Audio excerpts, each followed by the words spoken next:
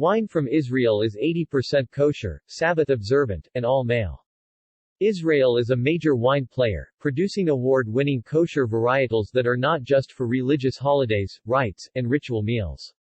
Women are not empowered yet. This premium wine article lays it all out and has the insight. Cheers! Barkan Winery. If you have not heard this before, let me share it with you now. Israel is a major wine player, producing award-winning kosher varietals that are not just for religious holidays, religious rites, and ritual meals. Target markets. Who buys kosher wine from Israel? The largest export market for Israeli wines is the United States, with more than 50% of production directed to this target market. Europe receives 35% of the kosher wines, and the remainder, a growing percentage, is received in the Far East. The U.S. is the largest potential market for Israeli wines as this country has approximately 5.5 million Jews and more than 500,000 Israelis living in the United States. Israel harvests approximately 60,000 tons of wine grapes and produces over 40 million bottles of wine 2021. There are about 70 commercial wineries, and the 10 largest wineries control over 90% of the production. Exports, increasing yearly, are valued at over $40 million. The beginning of wine. Thank you, Noah. Israel is a New World country in one of the most ancient wine-growing regions in the eastern Mediterranean, where the wine culture started. Before the Greeks and the Romans, and well before the Italians and French, the inhabitants made wine in ancient Israel. Wine is referenced in the King James edition of the Bible 233 times, while the New International Version tallies 240 mentions. In the Bible, Book of Genesis, it is written that as the flood waters receded, 2350 BC, Noah, his family, and the animals, 2 by 2, disembarked. Noah found a plot of land nearby and began to plant a vineyard. It may not be the very first vineyard to be planted on earth, but it is the first documented owner of a vineyard. The area where Noah planted his vineyard is Mount Ararat, located in the Caucasus Mountains, now known as the Turkish-Armenian border. Archaeological evidence confirms that this is the region near Georgia where the first wineries were established in small villages. Many wine presses and large clay jars, kevevres, used for fermentation and storage have been discovered throughout Israel. Grapes were crushed underfoot in a shallow limestone basin. Fermentation was natural and immediate. The resulting wine was left to age in the pottery amphorae, often in cool dark caves, suggesting that groups of men and women began cultivating wild vines and growing grapes as early as 6000 BC. There was a large consumption of wine because it was safer to drink than water, and there was a very advanced wine trade. After the Muslim conquest and the founding of the Ottoman Empire, the once thriving wine industry withered away. Winemaking in the 19th century was a domestic-based occupation purely for ritual necessity. In the 1880s, Jews started returning to Israel in search of viable work.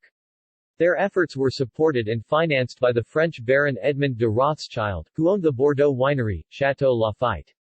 He founded a modern Israeli wine industry with an enormous investment by planting vineyards, building large wineries with deep underground cellars, and sending French experts, including winemakers and agronomists, to teach Israelis how to make wine. His best efforts to produce fine wine were successful as his winery is the precursor to the Carmel Wine Organization. In the 1980s, California experts were imported to bring about a new world wine revolution introducing modern techniques in both the winery and vineyard. In the 1990s, small wineries making wines with passion and individuality heralded the start of a boutique winery boom. In the 2000s, Israeli wine became more terroir-driven, making wine from single vineyards while identifying and separating characteristics from individual plots within a vineyard. Israel received quality recognition at the highest levels for the first time. Kosher wines before statehood. Israel has 5 wine-growing regions, the Negev, Judean Hills, Samson, Samaria, and Galilee Golan. The principal producers of Israeli wine are Carmel, Golan Heights, and Barkan, who export millions of bottles annually. Today there are approximately 350 boutique wineries. Approximately 15% of Israeli wine is exported, of that, 80% is kosher, with less than 15% produced for sacramental purposes. Carmel is the largest winery in Israel and the largest winery in the world producing kosher wine. Barkan Cellars owns Siegel Wines, is the second largest winery in Israel and is owned by Israel's largest brewery, Tempo Beer Industries, Israel's largest brewer and second largest beverage group, representing such international brands as Heineken, Chivas Regal, Absolut, and Pepsi-Cola. Binyamina is Israel's fifth largest winery and is owned by the Hetzai Hinnom supermarket chain. Israeli viticulture. It is not easy to grow a grape in Israel as there is a chronic absence of water and the coastal area is likely to be hot and humid. These challenges have been noted, and now the fastest growing regions in terms of planting new vineyards are the Judean foothills, Judean Hills, Upper Galilee, and Golan Heights, as many of these locales rise from 400 meters to 1,000 meters above sea level. Combine the Israeli sun, the hills, and mountainous areas with soils of limestone, terra rossa, and volcanic tuff, and this small country is becoming a winemaker's dream come true. Because of the lack of rain during the growing season, drip-fee irrigation is essential. It was pioneered by the Israelis in the early 1960s and is now used in agriculture worldwide. The preferred aspect of an Israeli vineyard is a north-facing slope with vines planted east to west. The cooling Mediterranean winds from the west can penetrate the rows of vines and have a cooling effect, providing ventilation and thus reducing humidity and bringing down average temperatures. Most vineyards planted in the last 25 years conform to a standard 1.5 meters between vines and 3 meters between rows.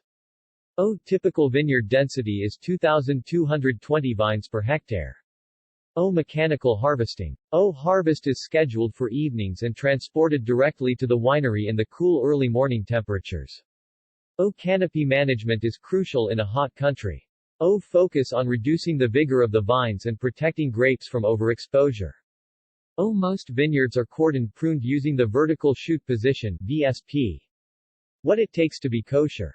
To be kosher under Jewish dietary laws, a wine must be produced from start to finish by an adult male observant Jew, however, non-Jews may own the vineyard and even pick the grapes.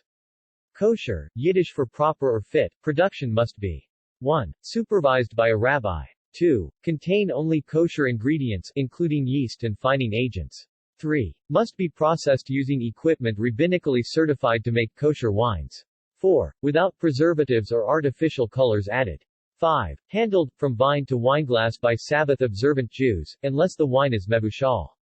6. Mevushal wines, unlike ordinary kosher wines, can be handled and served by non-Jews.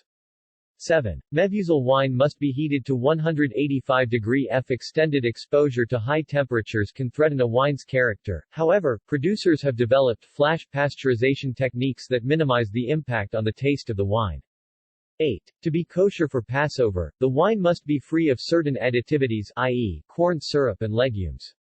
Kosher wine event at Wolf and Lamb Steakhouse NYC. Barkan. I was introduced to Barkan wines at a recent event in New York City sponsored by Barkan Winery and the Israel Wine Producers Association, WPA, an organization established to manage the leading Israeli wineries and to promote Israel as a fine wine-producing region. Barkan Winery was started in 1990 by Shemuel Boxer and Yair Lerner. Initially, operations were located at the Barkan Industrial Estate, close to Ariel. In 1994 the company went public and relocated to a brand new winery at Hulda, near Rehovot, alongside a 120-hectare vineyard, the largest in the country. The major shareholders in Barkan are Shemuel Boxer, Yair Lerner, and Zivit Shapir. Barkan Wine Cellars produces 12 to 14 million bottles a year. It receives grapes from wineries in the Golan Heights, Upper Galilee, Lower Galilee, Mount Tabor region, the Jerusalem Mountains, and Mitzpeh Rimon. Barkan includes Village, Latavola, Barkani Classic, Reserve, Signature, Superior, and Altitude. The company works in partnerships with wineries internationally, including Royal Wine Company, US, Kedem Europe Limited, UK, and Ron Rees Import-Export, Germany and SARL Zawi, France. The chief winemaker is Ido Levinson, who studied viticulture and enology in Italy at the University of Milan and has worked in Tuscany, France, Australia, and Israel. In 2017 he was appointed head winemaker of Barkan Siegel Wine Cellars. Levinson is the second Master of Wine in Israel and one of the 409 Masters MW worldwide, of which there are 100 winemakers. 2019, Siegel Wild Fermentation Cabernet Sauvignon. The Wines. Kosher Supervision, OK. Rabbi Unger, Rabbi Burger. Cabernet Sauvignon, not Mebuchal. Kosher for Passover. Maturation in French oak barrels. This wine was spontaneously fermented by indigenous yeast, naturally found in the vineyard and on the grapes. The technique creates a unique set of characteristics and aromas. Notes. To the eye, dark ruby red with a red to purple rim. The nose finds blackberries, blackcurrants, black plums, cloves, earth, wood, light vanilla, dark chocolate, coffee, and black pepper. With medium acidity, it presents a smooth mouthfeel. Dry on the palate with cherries, raspberries, blueberries, oak, spices, and pepper. Fine tannins combined with tangy raspberries conclude the palate-pleasing taste experience. The longer the bottle remains open, the better display of tannins. Seagull native. Varietal. Marawi. Kosher for Passover. Marawi, aka Hamdani, is one of few indigenous native Israeli grapes from Bar Giora in the Judean Mountains. The grape dates back over 2,000 years, has been reintroduced, and is now produced commercially. In cooperation with Dr. Shibi Drora's research at Ariel University and innovative wineries such as Seagull, there is now an opportunity to experience an ancient grape. After fermentation in stainless steel vats, the wine ages for 8 months in French oak barrels with continuous batonnage. Notes. The eye is presented with a medium lemon gold hue. With my nose close to the glass, I can find light oak with hints of stone fruit and citrus. The palate experience is bright and crisp, followed by lemons and green apple. If you like fruity wine, Native will become your BFF, and you will cozy up to grapefruit and nectarines highlighted by spice sip after sip, glass after glass. Barkhan Platinum. Varietal. Cabernet Sauvignon kosher for Passover and Mebuchal. Grapes are grown in the Upper Galilee. Notes. Deep dark purple to the eye and blackberries, black cherries, and hints of toasted oak, nutmeg, fresh herbs, and green foliage keeps the nose busy. Medium full-bodied on the palate enhanced by graphite and licorice, spice, basil, and tobacco. Tannins rise and lead to a long finish. Copyright Dr. Eleanor Gerley. This copyright article, including photos, may not be reproduced without written permission from the author.